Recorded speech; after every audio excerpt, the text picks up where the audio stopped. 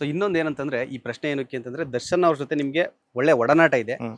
ಅವರ ಅಭಿಮಾನಿ ಕೂಡ ಹೌದು. ಹೌದು ಸರ್, ಹೌದು ಸರ್. ಸೊ ಆ ಒಂದು ಉದ್ದೇಶದಿಂದ ಈ ಪ್ರಶ್ನೆ ಕೇಳ್ತಾ ಇದ್ದೀನಿ. ನಿಮಗೆ ಗೊತ್ತಿದೆ ಕಳೆದ 6 ತಿಂಗಳು 7 ತಿಂಗಳಿಂದ ಏನಾಯ್ತು ದರ್ಶನ್ ಅವರ ವಿಚಾರದಲ್ಲಿ ಅವರ ಲೈಫಲ್ಲಿ ಅಂತ.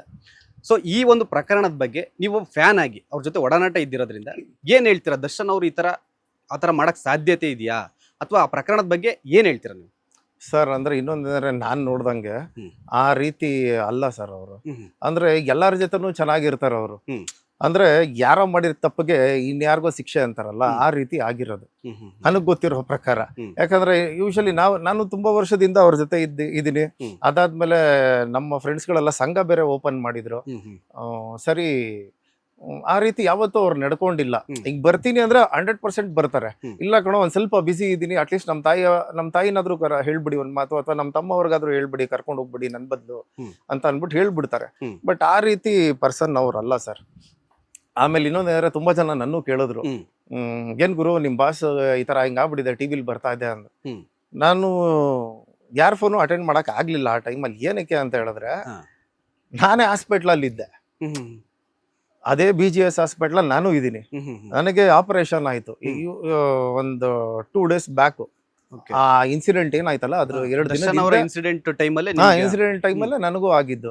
ಅದೇ BGS ಹಾಸ್ಪಿಟ್ಲಾಗ ಅವರು ಅಡ್ಮಿಟ್ ಆಗಿದ್ರು. ಅವ್ರು ಮೇಲ್ಗಡೆ ಫ್ಲೋರ್ ಅಲ್ಲಿ ಇದಾರೆ, ನಾನು ಕೆಳಗಡೆ ಫ್ಲೋರ್ ಅಲ್ಲಿ ಇದ್ದೀನಿ. ಅಂದ್ರೆ ಮಾತಾಡ್ಸಕ್ ಆಗ್ಲಿಲ್ಲ. ಅದಕ್ಕೆ ನಮ್ಮ ವೈಫ್ಗೂ ಹೇಳ್ದೆ, ಬಾಸ್ ಮೇಲ್ಗಡೆ ಇದಾರಂತೆ, ಹಿಂಗಾದ್ರೂ ನೋಡ್ಬೇಕಲ್ಲ ಅಂದಾಗ, ಇಲ್ಲ ಒಂದ್ ಮಾತು ಡಾಕ್ಟರ್ನ ಕೇಳೋಣ ಅಂತ ಹೇಳಿ ಡಾಕ್ಟರ್ಗೂ ಕೇಳ್ದೆ. ಡಾಕ್ಟರ್ ಒಂದೇ ಒಂದ್ಸತಿ ನಾನು ಅಟ್ಲೀಸ್ಟ್ ಅವ್ರ ಅಟ್ಲೀಸ್ಟ್ ಮುಖ ಆದ್ರೂ ನೋಡ್ತೀನಿ ನಾನು, ಅದಕ್ಕಾದ್ರೂ ಅವಕಾಶ ಮಾಡ್ಕೊಡಿ. ಯಾಕಂದ್ರೆ ನಾನು 2 ಕಾಲು ನಡೆಯಕ್ ಆಗ್ತಾ ಇರ್ಲಿಲ್ಲ ನನಗೆ. ಯಾಕಂದ್ರೆ ನನಗೊಂದು ಚಿಕ್ಕ ಆಕ್ಸಿಡೆಂಟ್ ಆಯ್ತು. ಮನೆ ಹತ್ರನೇ ವಾಕಿಂಗ್ ಮಾಡ್ತಾ ಇದ್ದೆ, ಕಾರ್ ಬಂದು ಹೊಡೆದ್ಬಿಡ್ತು ಹಿಂದೆಯಿಂದ. ಸೊ ರಾಡ್ ಹಾಕಿದ್ದಾರೆ, 2 ಕಾಲ್ ಗೇಟ್ ಬಿದ್ದು ಬೆಡ್ ರಿಡನ್ ಆಗ್ಬಿಟ್ಟಿದೆ. ಸೊ BGSಗೆ ಹೋಗ್ಬೇಕು. ಅಲ್ಲಿರೋದು ಎಕ್ಸ್ರೇ ತೆಗಿಸ್ಬೇಕು ಅಂತ ಹೇಳಿದ್ರೆ ಅದೇ ಫ್ಲೋರ್ಗೆ ಹೋಗ್ಬೇಕು, ಗ್ರೌಂಡ್ ಫ್ಲೋರ್ಗೆ ಹೋಗ್ಬೇಕು. ಬಾಸು ಕೂಡ ಇನ್ನೊಂದೇನಂದ್ರೆ ಅವರು ನೈಟ್ ಟೈಮ್ ಬರೋರು ಕೆಳಗಡೆ. ಏನಕ್ಕೆ ಜನಗಳು ಏನ್ ಮಾಡ್ತಾರೆ, ವಿಡಿಯೋ ಮಾಡ್ಬಿಟ್ಟು ಬಿಟ್ಬಿಡೋರು. ಹಂಗಾಗಿ ಸರಿ ಅದಕ್ಕೆ ಅವ್ರನ್ನ ಡೇ ಟೈಮ್ ಅಲ್ಲಿ ಕರ್ಕೊಂಡ್ ಬರ್ತಾ ಇರ್ಲಿಲ್ಲ ಕೆಳಗಡೆ ಫ್ಲೋರ್ಗೆ. ಅದು ಟೈಮಿಂಗ್ಸ್ ನೋಡ್ಕೊಂಡು ವಾಕಿ ಟಾಕಿಲ್ ಅಲರ್ಟ್ ಎಲ್ಲ ಕೊಟ್ಕೊಂಡು ಆಮೇಲೆ ಕೆಳಗಡೆ ಬರ್ತಾ ಇದ್ರು. ಮಾತಾಡ್ಸಕ್ ಆಗ್ಲಿಲ್ಲ. ಬಟ್ ತುಂಬಾ ಬೇಜಾರಾಯ್ತು ಸರ್ ಆ ಟೈಮಲ್ಲಿ. ಹತ್ತು ಬಿಟ್ಟಿದ್ದೀನಿ ನಾನು, ಏನಮ್ಮ ಹಿಂಗಾಗೋಯ್ತಲ್ಲ ಈ ತರ.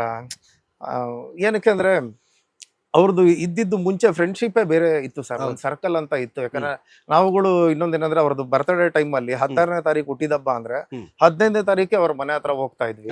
ಬ್ಯಾನರ್ಸ್, ಬ್ಯಾರಿಗೇಟ್, ಸೀರಿಯಲ್ ಸೆಟ್, ಒಬ್ಬ ಫೋಟೋಗ್ರಾಫರ್ನ ಅಲ್ಲೇ ನಿಲ್ಲಿಸ್ಬಿಡ್ತಾ ಇದ್ವಿ. ಅಪ್ಪ ಅವ್ರದ್ದೇನ್ ಫೋಟೋಸ್ಗಳಿದೆ ಅದನ್ನ ನೀಟಾಗಿ ಇದು ಮಾಡು, ಅಭಿಮಾನಿಗಳು ಯಾರ್ಯಾರು ಬರ್ತಾರ ಅವ್ರದೆಲ್ಲ ನೀಟಾಗಿ ತೆಕ್ಕೊಡು.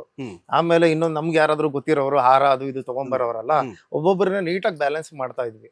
ಅದಾದ್ಮೇಲೆ ಅದೇನಾಯ್ತು ಅದೇ ಹೇಳ್ತೀವಲ್ಲ ಸರ್, ಒಬ್ಬ ಮನುಷ್ಯನಿಗೆ ದೃಷ್ಟಿ ಬಿತ್ತು ಅಂತ ಹೇಳಿದ್ರೆ ಏನೆಲ್ಲ ಪ್ರಾಬ್ಲಮ್ ಅನಾಹುತಗಳಾಗುತ್ತೆ ಅನ್ನೋದು. ಅದ್ ನೋಡಿ ನನಗೂ ಸೇಮ್ ಅದೇ ಟೈಮಲ್ಲೇ ಆಯ್ತು, ಹಣ್ಣಂಗೂ ಸೇಮ್ ಅದೇ ಟೈಮಲ್ಲೇ ಆಯ್ತು.